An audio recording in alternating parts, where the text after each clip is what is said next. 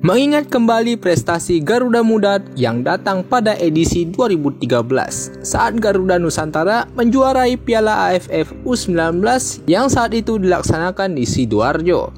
Pasukan Indra Safri kala itu mengangkat trofi setelah menang dengan skor 7-6 lewat adu penalti kala menghadapi Vietnam di Gelora Delta Sidoarjo pada 22 September 2013.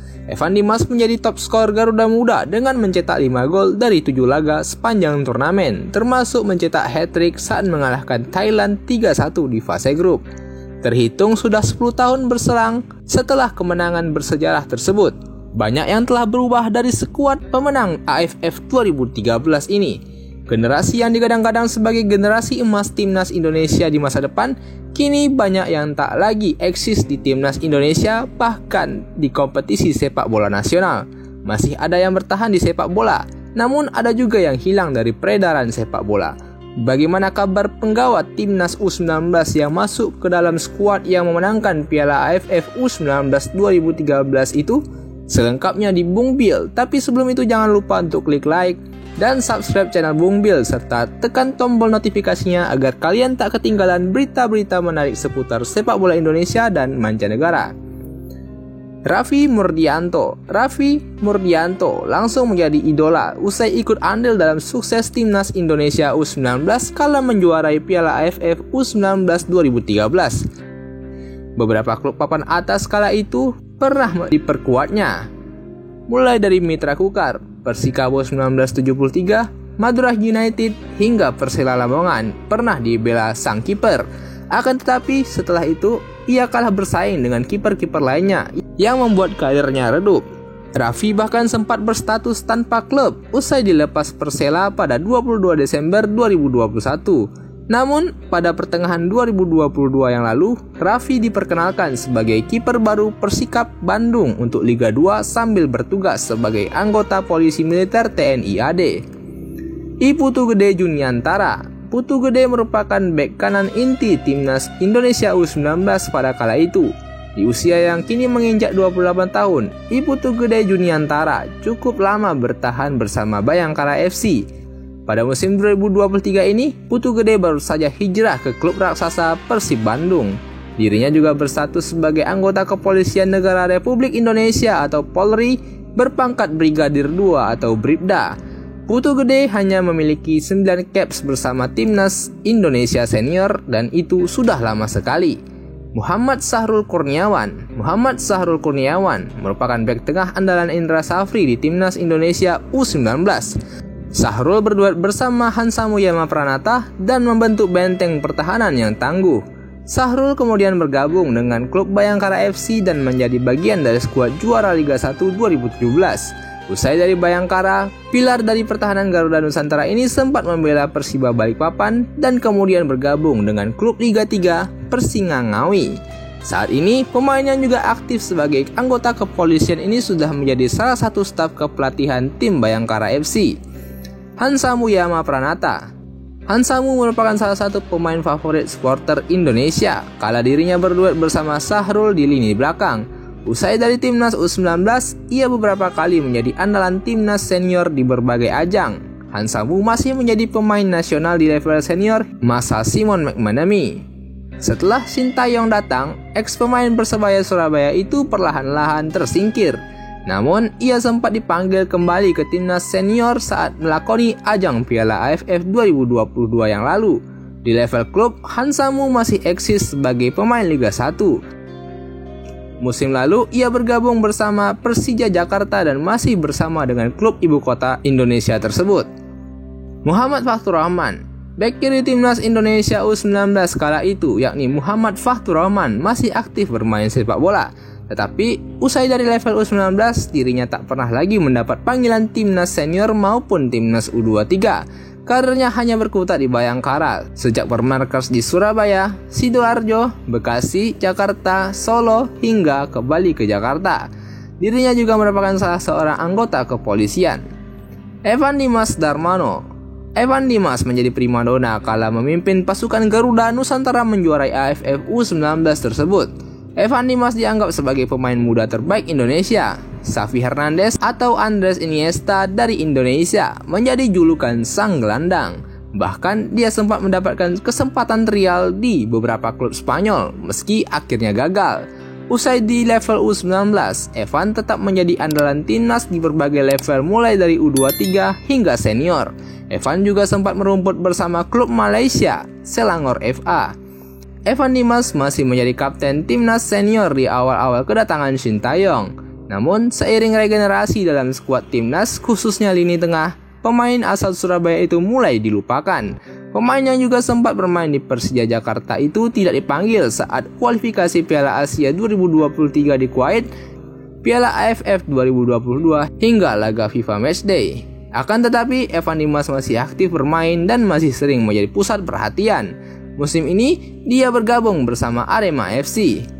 Muhammad Hargianto membentuk trio lini tengah solid bersama dengan Evan dan Zulfiandi. Setelah euforia timnas U19 berakhir, Hargianto memantapkan dirinya bergabung untuk menjadi anggota Kepolisian Negara Republik Indonesia. Mendapatkan pangkat Brigadir 2 atau Bribda, Hargianto sejak 2014 membela Bayangkara FC, meski sempat dipinjamkan ke Persija Jakarta. Dan dia masih di Bayangkara FC hingga sekarang. Hargianto juga sempat beberapa kali membela timnas di berbagai level seperti saat SEA Games 2015 dan Asian Games 2018. Namun kini ia tak pernah dilirik kembali. Zulfiandi tampil apik sebagai pemutus serangan lawan di lini tengah timnas U19. Zulfiandi mulai menjalani debut senior pada September 2018 saat Indonesia beruji coba dengan Mauritius. Di akhir tahun, dia terpilih mengikuti Piala AFF 2018. Setahun kemudian dia ikut SEA Games 2019 asuhan Indra Safri dan meraih perak di Manila. Jika ditotal, Zulfiandi hanya punya 10 cap senior. Saat ini Zulfiandi tengah berstatus tanpa klub usai dilepas oleh Madura United. Dinan Javier merupakan salah satu anggota skuad timnas U19 pada saat itu dari jalur Deportivo Indonesia di Uruguay. Tetapi karir pemain yang berposisi sebagai sayap kanan ini perlahan redup setelah senior. Sempat membela Mitra Kukar, Bayangkara hingga Borneo, Dinan Javier kemudian menghilang. Dia tidak aktif bermain dan sekarang beralih profesi menjadi seorang pengusaha restoran. Maldini Pali, dalam pola 4-3-3, timnas Indonesia U19 racikan Indra Safri, posisi winger kanan selalu dipercayakan oleh Maldini Pali. Bahkan ia sempat kadang-kadang bakal menjadi winger kanan andalan timnas Indonesia senior. Namun bak jauh panggang dari api, karir Maldini Pali justru merosot ketika masuk ke level profesional. Ia memang sempat membela sejumlah klub Liga 1 seperti PSM Makassar, Sriwijaya FC, Persiba Balikpapan hingga Bayangkara FC. Akan tetapi karir Maldini Pali tak berkembang di sana.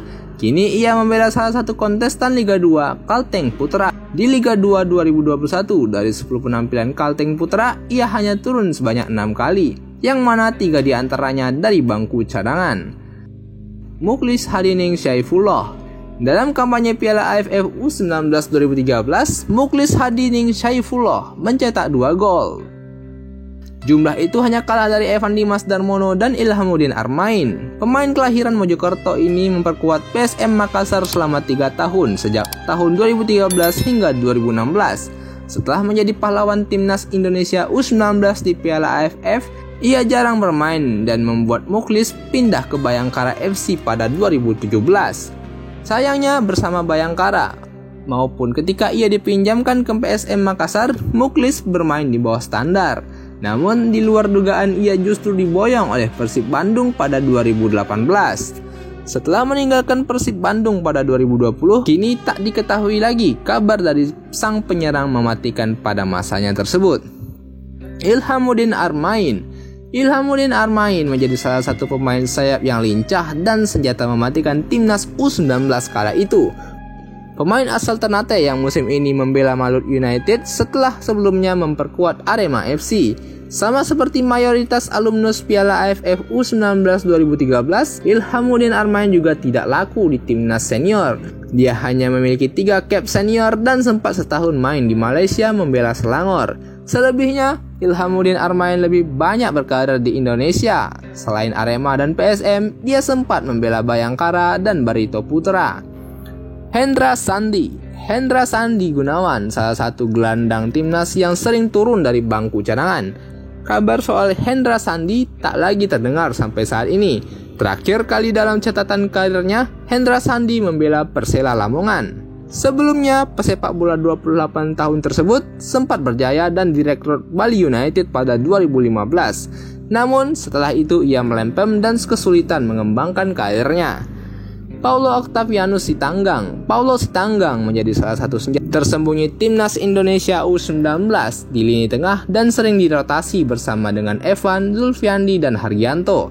Di level klub, ia melalang buana ke klub-klub Indonesia seperti Persita, Barito Putra, Persik Kediri, PSM Medan, dan Borneo. Kini ia bermain untuk Rans Nusantara FC. Dimas Derajat, bisa dibilang satu-satunya pemain jebolan Piala AFF U19 2013 yang masih eksis bermain untuk timnas senior ialah Dimas Derajat. Saat berada dalam skuad U19, Dimas hanya menjadi pemain pelapis bagi striker utama kala itu, Mukhlis Hadi. Walau begitu, Dimas terus meningkatkan level dan kualitas permainannya secara bertahap.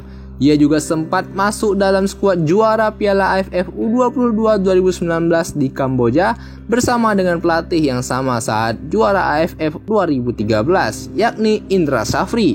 Lanjut ke level timnas senior, ia dilirik oleh STY saat kualifikasi Piala Asia di Kuwait dan berhasil membayar kepercayaan sang pelatih hingga kini ia masih menjadi andalan timnas senior di lini depan. Dimas menjadi satu dari segelintir striker lokal yang mampu bersaing dalam perburuan top skor di Liga 1 Indonesia. Itu dia tadi kabar terkini dari penggawa skuad timnas Indonesia U19 yang menjuarai AFF U19 2013 10 tahun yang lalu. Generasi yang sempat disebut sebagai generasi emas timnas Indonesia tersebut kini tinggal menjadi cerita. Gegap gempita kejayaan mereka tertulis dalam buku sejarah, walaupun hadir mereka kini tak banyak bermuara di level tertinggi sepak bola Indonesia. Sekian untuk video kali ini, jangan lupa untuk like, komen, tanggapan kalian, dan subscribe channel Bung Bil dan aktifkan lonceng notifikasinya supaya kalian tak ketinggalan berita-berita seputar sepak bola Indonesia dan mancanegara. Thank you.